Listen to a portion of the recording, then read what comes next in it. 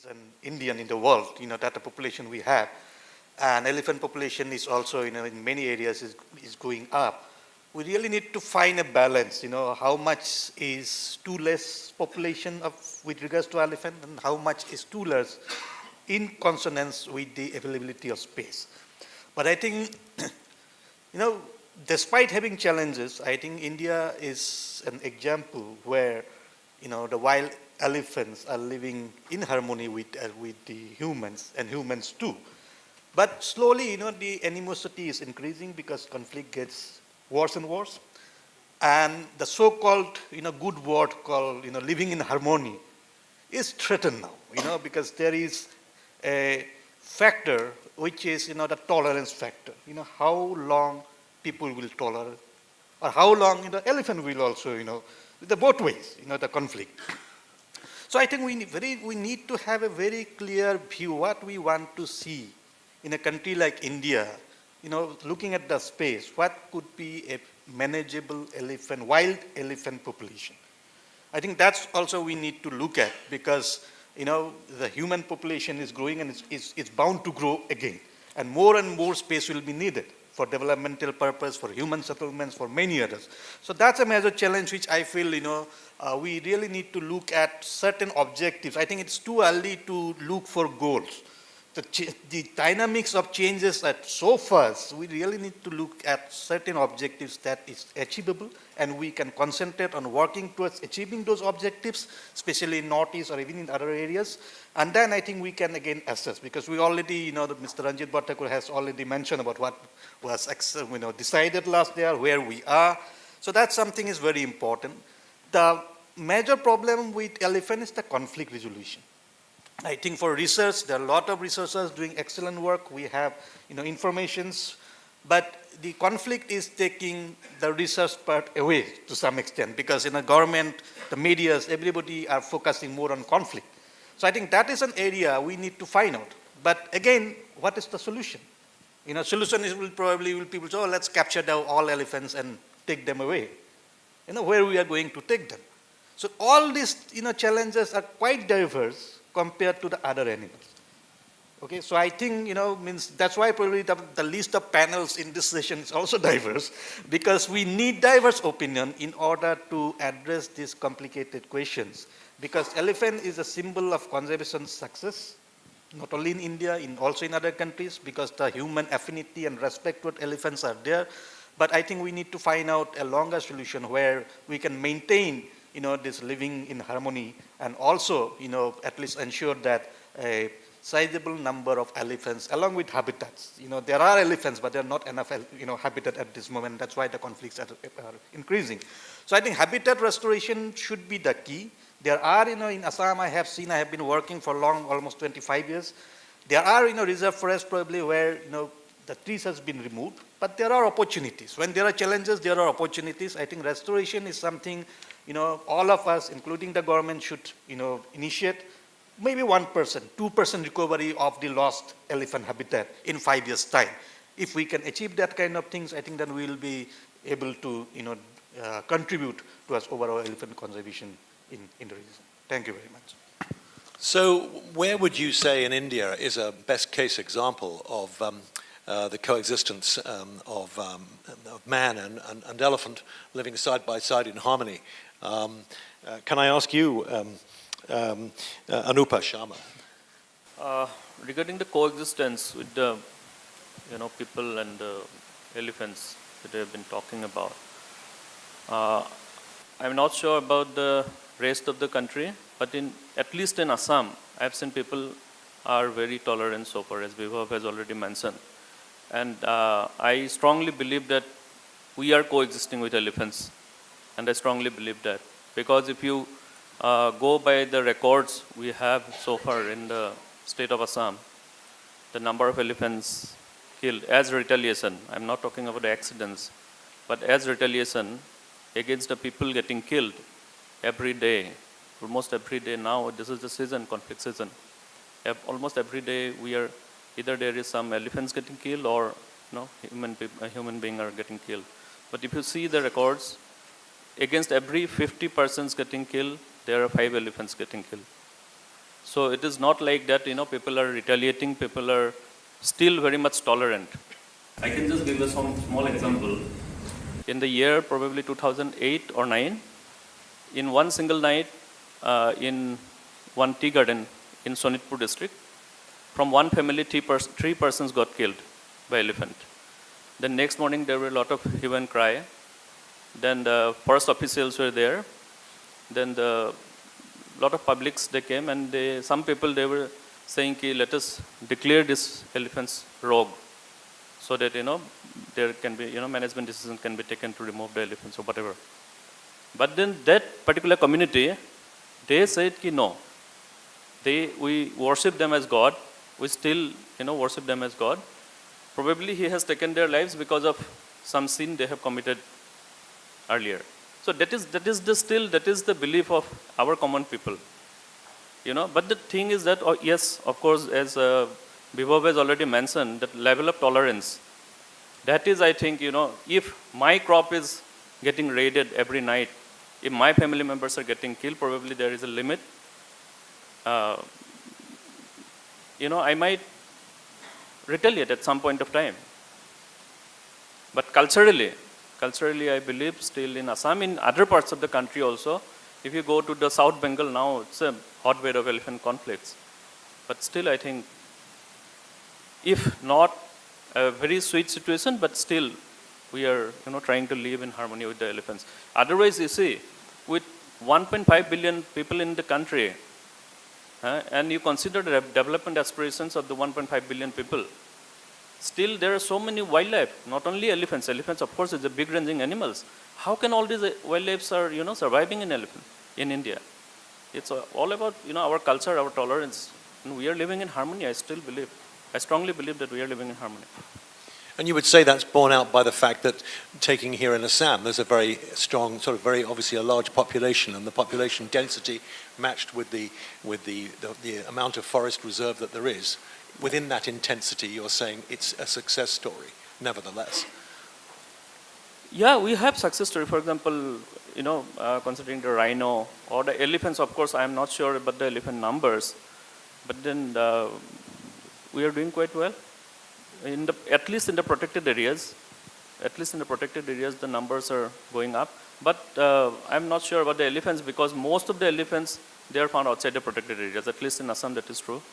So the areas outside the protected areas are not in good shape. SAR is also there.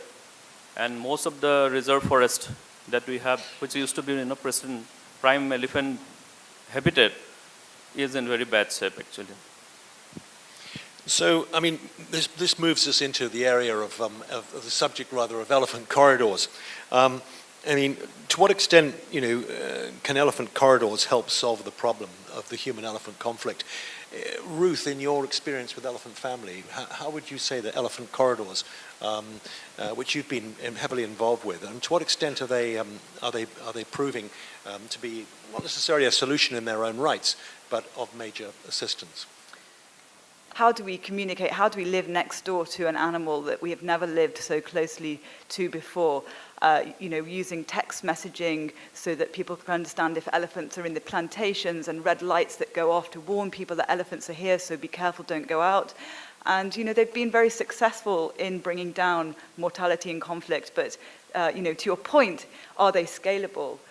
That really is a question. It seems that each project in each situation needs to be tailored to that very specific community. So it does seem to there is no one size fits all, it seems. But I don't know, I guess I did want to I don't know if I'm going to get a chance to speak again. So to the very much wider point, if you'd asked this question, are we succeeding a few years ago? I guess we're coming at it very much from a funding perspective.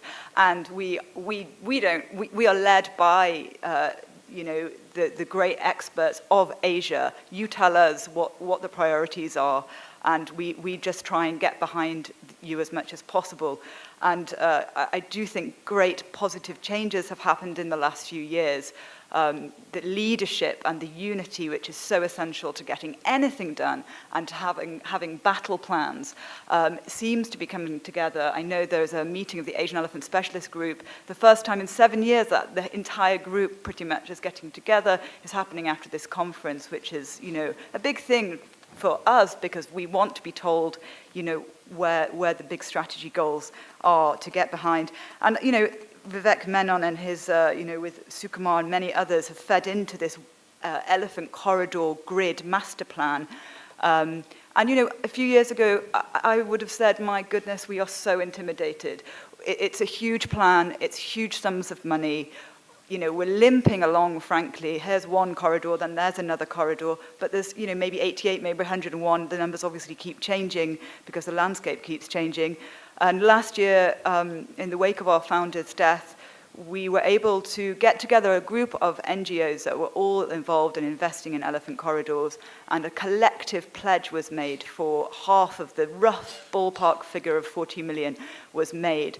And that was a moment. 40 million sterling? Dollars? Roughly, sterling, it's a rough figure. Everybody agrees it's a rough figure, but we have to have these markers in the sand. So, and now we're bringing a huge elephant parade of 300 painted elephant sculptures to Bombay and Delhi next year to really put the spotlight on Asian elephants here in the region and try and get that number matched by the very wealthy businesses that are in existence here. So, that's where I feel an ounce of hope is worth a ton of despair, and we are getting somewhere.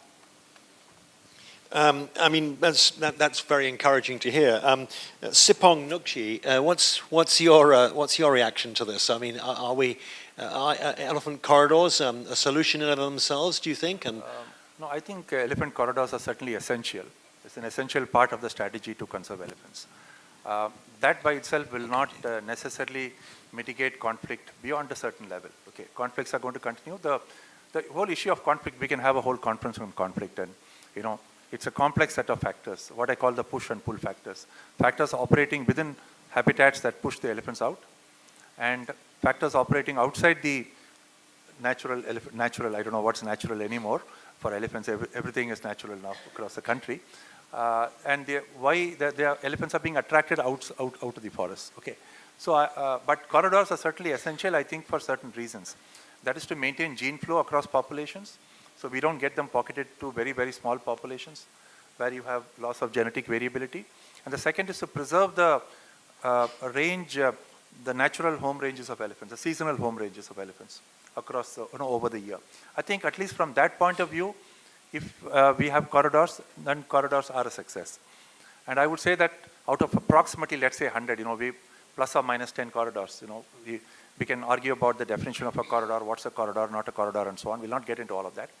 Approximately 10 corridors are those in which either we have made a distinct change, we have secured it in some fashion or the other, or it's in the process of, using one model or the other. And at least 10 corridors. So in the last, maybe working in the last 10 years, maybe not at a, but I think the pace is picking up now.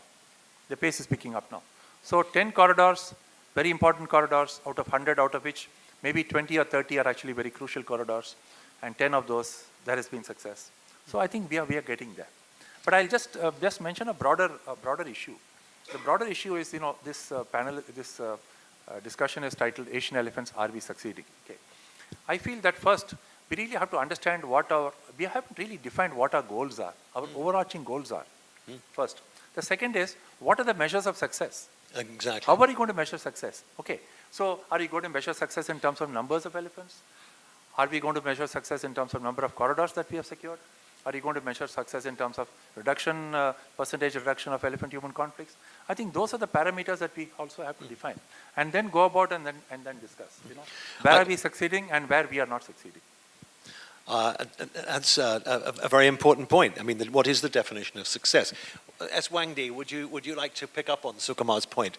What is, in your mind, the definition of success in terms of Asian elephants?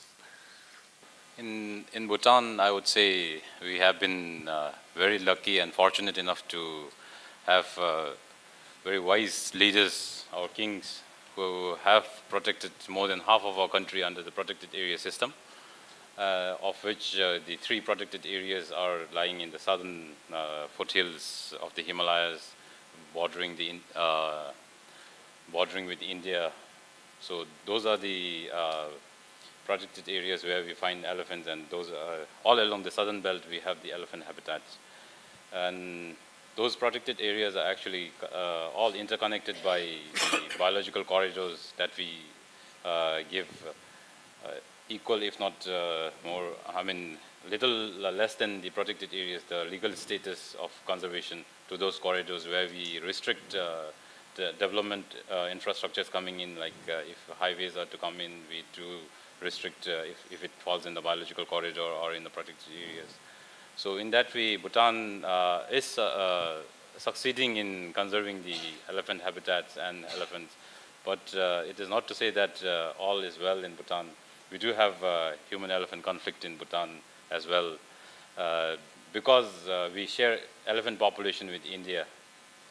The elephant population that we have in the south is all shared with India, and on the other side of the international boundary, we see a lot of degraded habitats whereby so elephants are pushed into Bhutan. That's like in the morning where Dr. K.K. Sharma was saying that we keep a lot of elephants and then leash them out into the Indian farms. So that's actually, the elephants are being pushed into Bhutan because of the habitat degradation across the border because of the mass scale tea plantation. And then, of course, the conflict, we also are experiencing an increasing trend of human-elephant conflict.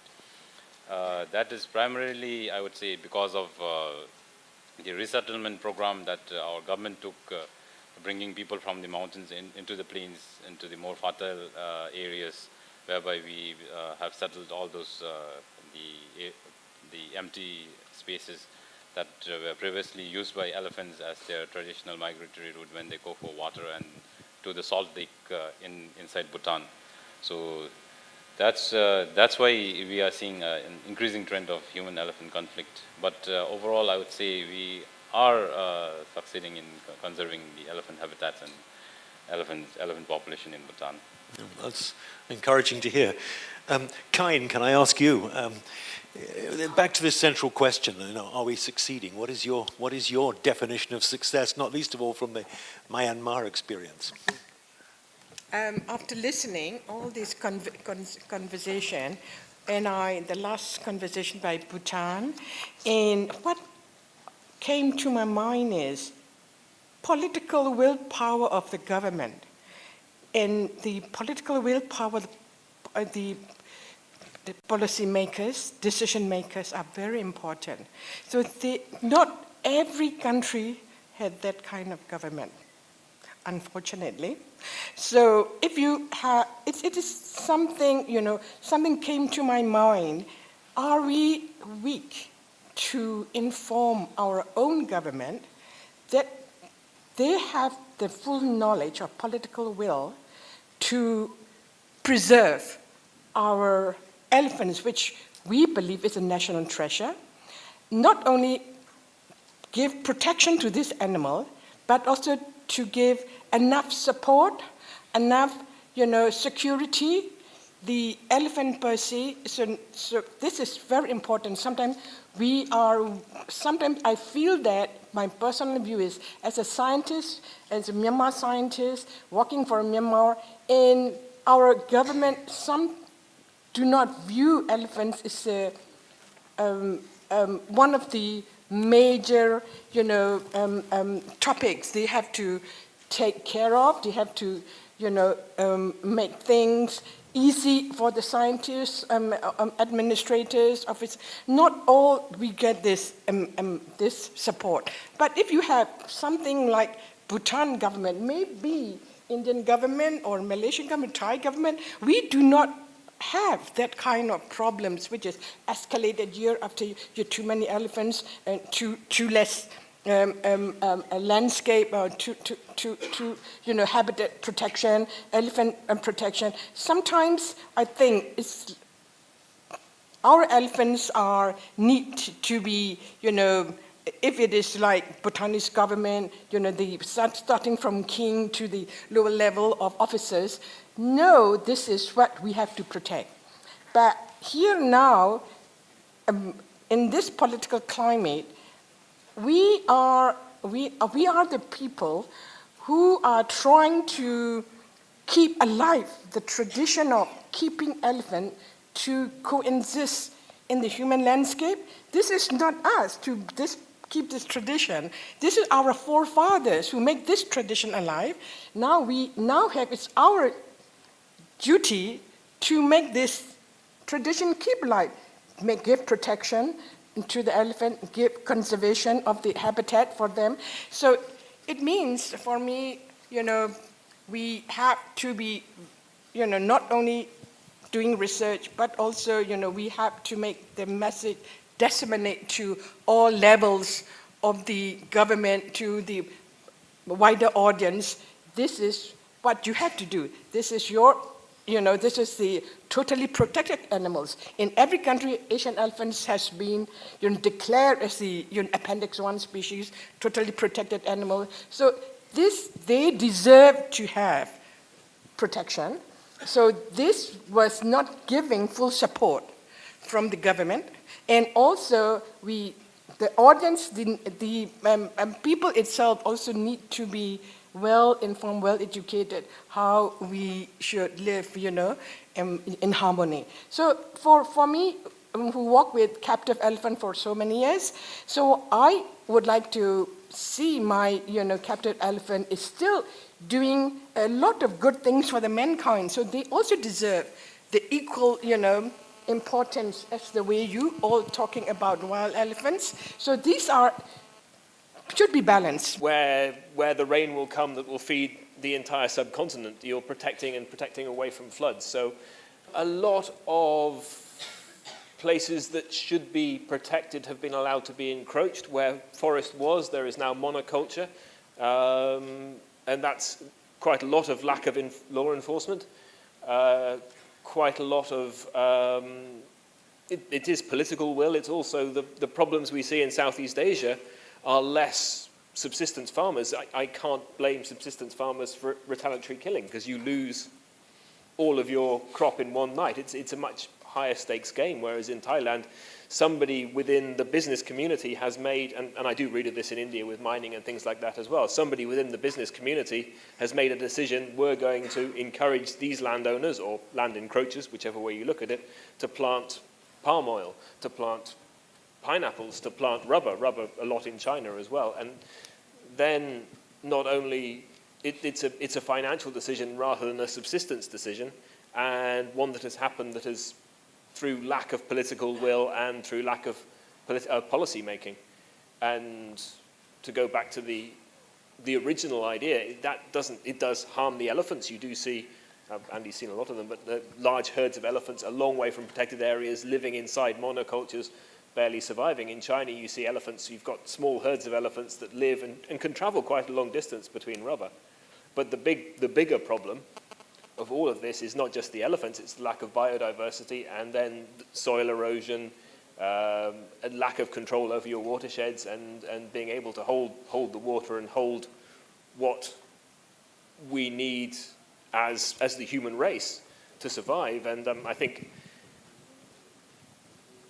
while we've had some success in using the elephants as keeping forests standing, what we have so far failed to do is to communicate the fact that the forests are important for being forests, for storing the water, for creating the rainfall, for regulating our weather and our system, and to make people who live in cities or people who make policy decisions or people who sit on people who are shareholders for large firms to understand the effect that their decisions make when they do advocate the cutting down of forests and incentivize encroachment for agriculture and things like that. Bikash, Rama, what's your view on this? Success definition. Success definition. Yes. According to me, it differs state to state. In case of India, I am talking about success definition. suppose in the northeastern state, Mizoram has no elephant, so I will take 2 elephants, 3 elephants. That can be a success story. Success definition, my success story is that, or definition is that. But in case of Assam, at present, situation is such that conflict resolution, conflict resolution is the main definition of this success, definition of success. But in case of suppose, in where it is Manipur, there is no elephant. Suppose we translocate some elephant, if 10 elephants are brought there and it is survive, then it is a success, this thing. So, in case of Assam, situation is completely different. Situation, Assam is completely different. Here it is, conflict is so, man-elephant, conflict is so serious. Morning also I told, there are 65 days we have a conflict now. Earlier it used to be in the winter only. Winter in a sense, when paddy crops are ready for harvesting, that time that elephant deprecation is there. Now it is 365 days. And it is not only in particular area, it will throughout Assam. We have elephant everywhere, except most probably now Kasar, it is not there. Few years back it is killed. Otherwise, every district we have elephant, and its population is 5,620, according to last census. So, our main target is how to reduce this conflict. And for that, suppose we are discussing now most of the finalists, everybody is now when we are talking about elephant protection or conservation, we are talking about this conflict, about man-elephant. So, in case of Assam, what I feel that that corridor we have 9 corridor, different corridor we have identified. Is it possible for us to recover that corridor? If we think properly, I don't think it is not possible at that moment because we have a lot of population. How can you remove these people? This is the one. Another, we have identified another 10 corridors. We talk about always that we should improve these corridors. We have to protect this corridor. But I don't think it is not possible. To what extent do you actually think that John raises the vital point about, the importance, obviously not least of all, of what elephants represent as an apex species and the importance that they have in relationship to the forests and so on and so forth. But notwithstanding all the goodwill that may be in this room and elsewhere across India and Asia as a whole, to what extent do you actually think success is actually being defined in the same way in the boardrooms of companies in the big cities, where big decisions are being taken which are immediately in conflict with the Asian elephant, the habitats, the natural habitats, and we're constantly reading and hearing about stories of migratory routes being suddenly destroyed, and in the name of development, the migratory routes are being completely screwed up. So do you not see that it's inevitable, or think that it's inevitable that that these migratory routes are in effect going to be destroyed? And if you don't think that, what do you see as being the solution? Because until the boardrooms actually start to actually see it as a different return on the investment, and their definition of return on investment, is that not at odds with? So minimum that corridor should be maintained, and population control. That population control, according to the habitat, it should be controlled. So capture is the only way of controlling this population.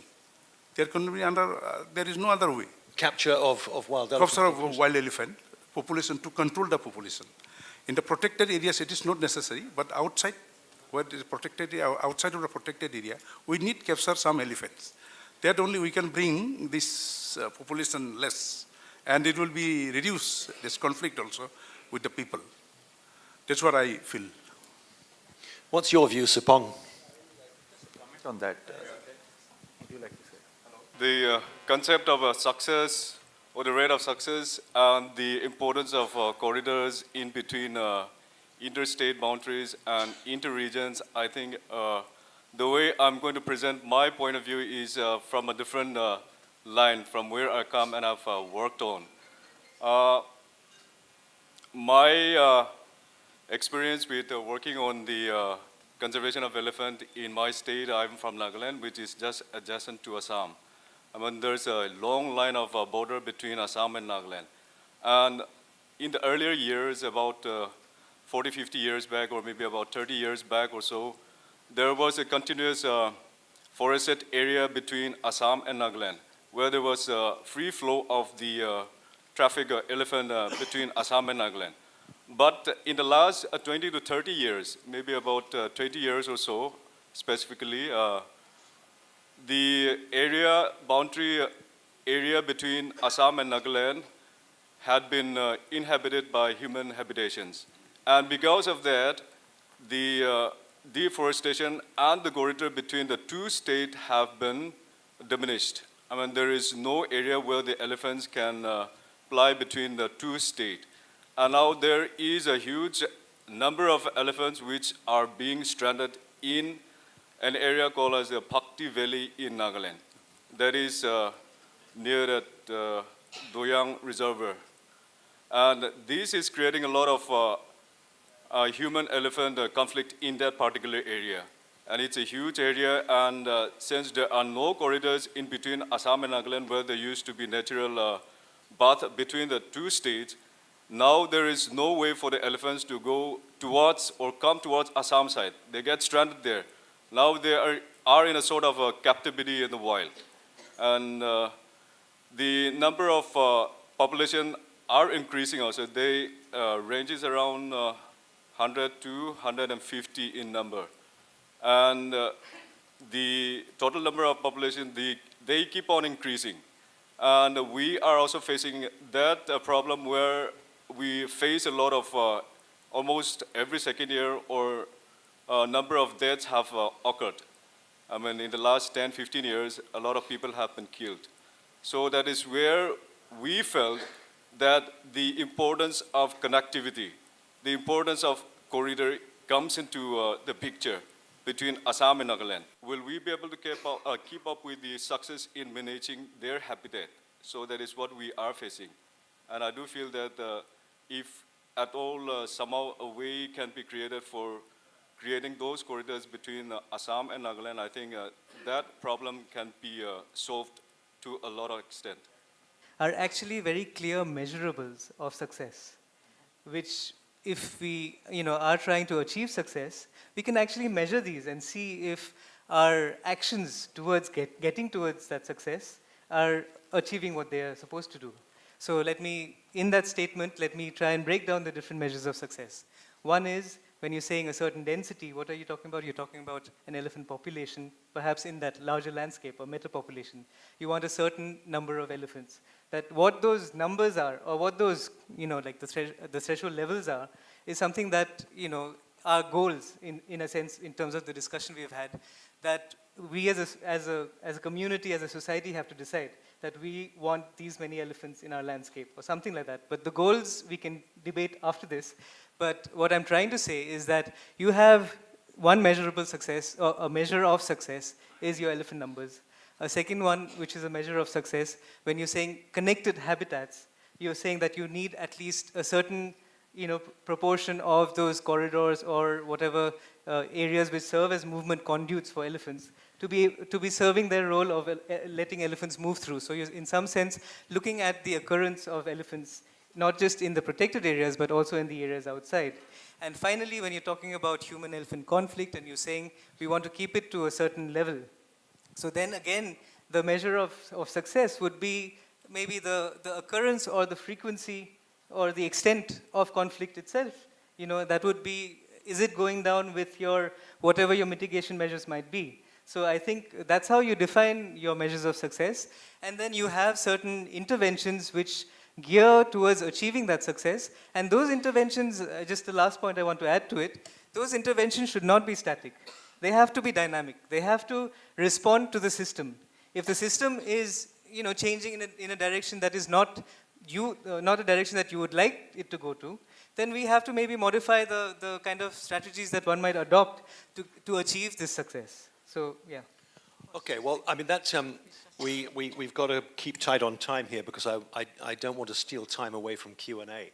But that leads me on to really a key point here with what you're saying, which is what kind of future does India actually want for its elephants? And that's both wild and domestic. Central question. P.S. Nongri, would you like to tell us what you think? What kind of future does India want? I always tell my staff or when I see, the dung of a younger elephant, then I feel that the success is there because at least population is growing. That is one thing. And then for the future, I like Mr. Brahma said about the man-animal conflict. There is a big conflict, and then we do have also, killing in retaliation and then killing for ivory also. Like in our state, I think we lost when the elephant tusk has been seized in Nagaland, 14 tusks. So we know that it came from Meghalaya, so we realized that the elephant has been killed for the tusk also. And then we seize also from the local people. So these kind of things, it shows that the trend where people say that not only on retaliation, but they are killing for the ivory also. And then there are trends that our wildlife habitat, they are shrinking. We have a huge chunk of our area, where the elephant population are there, where mining activities has increased, especially coal mining activities. And if you go to this place, you can't, the water is so polluted that you can't even take the water. Even the elephant also doesn't use. So what they did is that the elephant, they moved to an area where there are less, cleaner water. And those cleaner water are mostly near the area where the people live. So that's why that man-animal conflict is there. And then that they have been, enclosed into an enclosure that they move only up, down. They can't even move away from them because the whole site, from especially in the area where there are coal mines, they are being secluded and they can't move. So this kind of problem, it shows that there will be time that, like someone was telling that we have to use even kunkis to move those elephants from one place to another because those mine areas, they will not be able. So yeah. I was just wondering, like in the days today, we were talking with people, they were those having kunkis. They said they're driving elephants away. But I think in near future, if we don't address this kind of thing, we have to seclude some portion of it to move them out. Because in our place, it's a hill areas. It's about 76%, we have forest area.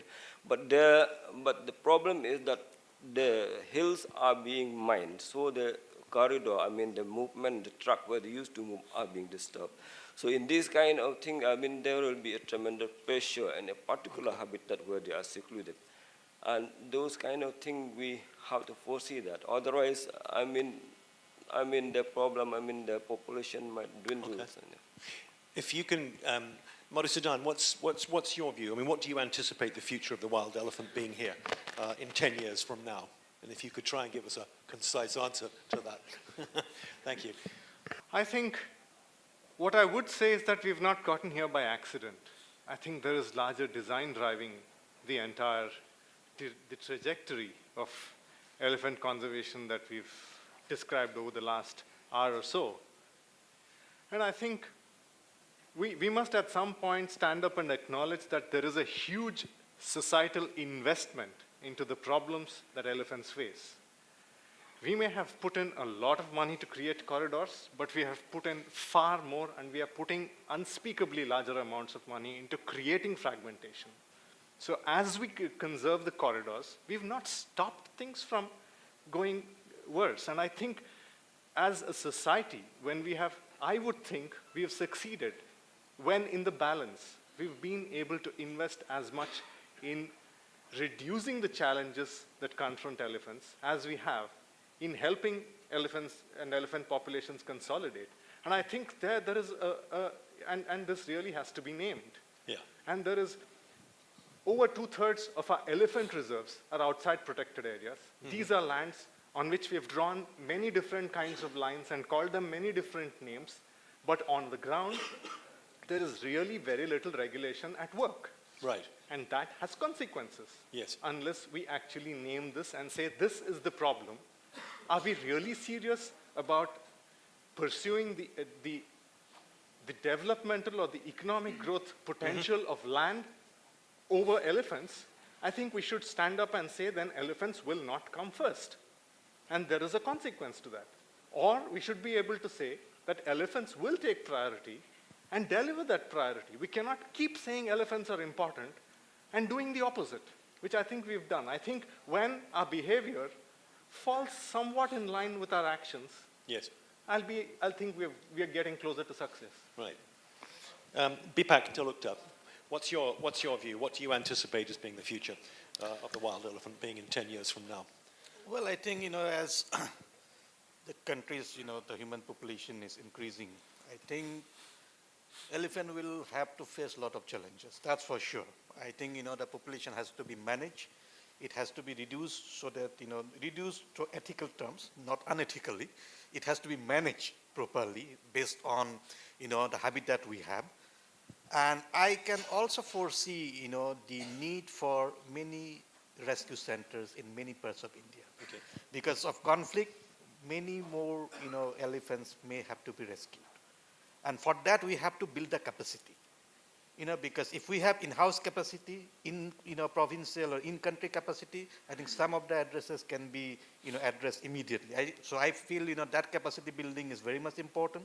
As human-elephant conflict is increasing, I think one of the factors where even experts sometimes, having expertise cannot deliver because of the crowd problem.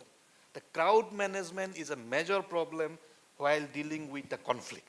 Okay, so I think for that also we should have some sort of a plan, because if the crowd is very conducive, I think the expert, the veterinarians, they can perform their duties quite easily. But if the crowd are not conducive, then it is difficult for even the best of the best expert to deliver the very, very best. So I think there are a lot of challenges, but I always believe that challenges brings equal opportunities, and we have to look for opportunities. Just going to come on to Q&A in a moment, so if you could just hold on a moment. Ruth, what do you anticipate as being the future of the wild elephant populations in the years to come? Oh gosh. What sort of a future you does look India into want? the crystal ball.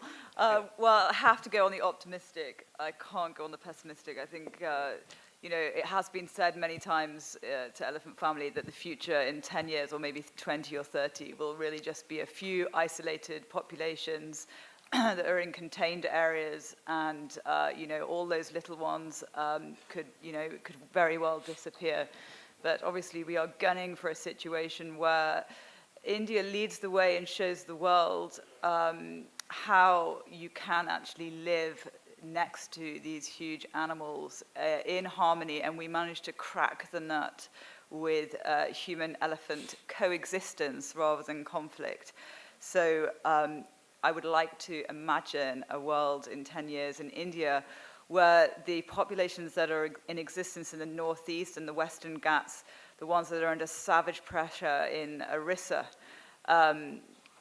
are still in existence, and those communities have managed to live next to each other. And in states like Orissa, where there is such interference in the landscape, in particular by industry, that chief ministers and government policy has adapted so that there is a place for this animal in modern-day India. And of course, it remains the #1 national heritage animal of this country. Right, well, look, we have about 10 minutes left, and rather than continue with going on and listening more for the panel on this particular question, can I please throw it open to you all, and can I take any questions from the floor, please, and if you could just identify who you are and what organization you represent, if that is it. Protected areas have stabilized in Thailand. I disagree with you on that. There is no habitat loss anymore because of human interference, except for reforestation is the biggest habitat loss in Thailand. It destroys everything. So what I'm missing is, if you're going to stabilize it, what is next? The next is you have increasing populations in stable habitats.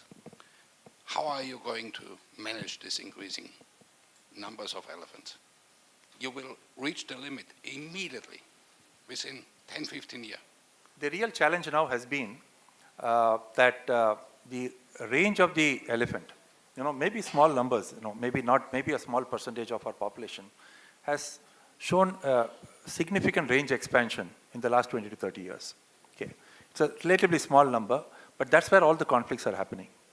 Our original vision of Project Elephant 25 years ago was the same like what Varun had said, interconnected habitats. We spoke about viable populations, and therefore we didn't put exact densities and so on, but that was implicit in our vision. And the need for managing conflicts was also there because we had identified problem populations. Certain populations were identified as problem populations. Southern Bengal, for instance, was identified as a problem population that needed a certain management treatment. Now, nothing has been done about it. What's happened is that the concept of the elephant reserve, the managed elephant reserve, has been diffused over time, for various reasons. Yeah. So wherever an elephant is there, if there are 10 elephants in a given area, they want another elephant reserve. That is not the original vision that we had. Sorry. We talked about the larger populations, the more viable populations, larger habitats, relatively intact habitats. That's where the focus of elephant conservation should be. That has been diluted. Now there has been range expansion. Now that range expansion has happened in areas where elephants have not been found since Mughal times. So what are we talking? You can always go back historically and say, oh, but there were elephants 1,000 years ago when what Kautilya was talking about, Gajavanas or whatever. But I don't think that's going to get us very far. Elephants have gone into areas where elephants have not been there in the last 300 years or 400 years or 100 years or whatever. What are we going to do about that? Here is where I think there is a clear lack of vision and policy as to how to deal with those elephants. Okay. Now those elephants, again I'll go back to the point that Mr. Brahma made very rightly, that maybe some elephants have to be removed. He said captured. Same thing, Madhu put it in a very different way, and he said the elephants are found in areas where there's only 1% forest, and what do we do? So there could be 5% forest also. What do we do? Elephants are there in human landscape. Now 80% of the conflict is actually occurring in those areas. Those elephants still constitute a very small numbers. They could be 500 elephants that are causing all these problems. Maybe, out of 30,000 elephants in India. So that's where the real management decisions have to be taken. And the earlier we start, the better. I'll just give South Bengal. I'll just take half a minute. We specifically recommended that the elephants do not belong in Southern Bengal. Okay, I'm talking about 25 years ago. Nothing has been done about it. The population has increased from 50 elephants to 140 elephants today. All hell has broken loose. Last year, 140 elephants killed 71 people alone. Okay. Now, we haven't done anything. So, there has to be a combination of removing these elephants from their area, maybe putting them back in, once we understand whether elephants can be relocated, will they settle down or not, and so on and so forth. Try to experiment with that, put them back. But it's also possibly inevitable that some elephants have to be taken into captivity. Mr. Varun has very nicely listed 3 measures of success, but I just want to ask one thing, that all of you have discussed a number of things like human-elephant conflict, then conservation of the elephant, then the number of elephants, functionality of the corridors, but none of you have talked about the health of the elephants. Don't you think that it is also a measure of success for elephants?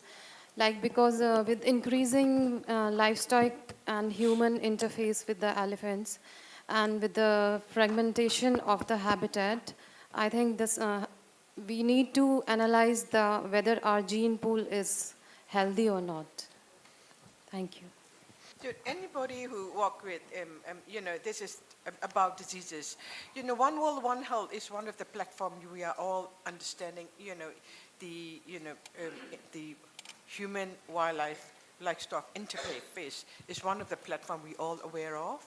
So even it is not, this topic is not coming up, but as a vet, a wildlife vet, it's our, born duty. You have to be, if you have any, dead elephant or whatever carcass you found in your forest, it's the vet duty, or it's the forest officer's duty to report where you found the carcass. It's a vet duty to do what's going on, even it is a not good decomposed stage. You have to make records. That is what we found in the decompositions, even in stage, in which place, which geographic location you found. This all information add to the knowledge. So for us, something like me, who walk with captive elephant, who has a huge contact with human beings, from mahouts to public, this is every camp we have written regulation. This is do's and don'ts. How you approach elephant. This is the especially in tourist camps, you have to make sure you approach correctly. Do not go directly to the elephant. Things like that should be written down. It's an education on the board. And this is what we will come with this regulation, in publication, and many publications we have looked at, you can look into the special of wildlife and veterinary journals, so that's what we publish it. So this is very important, and all countries should have this, awareness of, especially to make this conversation short. This is human, wildlife. Livestock interface is also, elephant is included. So we have protocols there, I think, if you want to know more, so you can look into the lot of webpage, Elephant Care International webpage, this is all included.